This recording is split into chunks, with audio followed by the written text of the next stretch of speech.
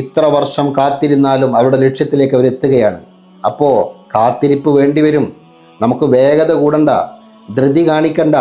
കുറേ സമയം കാത്തിരിക്കണമല്ലോ എന്നാലോചിച്ച് നമ്മൾ ട്രെയിനിങ് ഒന്നും ഒഴിവാക്കി പോകണ്ട. നമ്മൾ ആ വഴിയിലൂടെ തന്നെ അച്ചടക്കത്തോടെ മുന്നോട്ട് പോയാൽ, ആ ലക്ഷ്യബോധത്തോടെ നമ്മൾ പ്രവർത്തിച്ചാൽ തീർച്ചയായും ഒരു ദിവസം നമ്മൾ അവിടേക്ക് എത്തും. എന്നിട്ടോ 2026 ആദ്യമായിട്ടാണ് ആ ടീം ലോകകപ്പിലേക്ക് എത്തുന്നത്.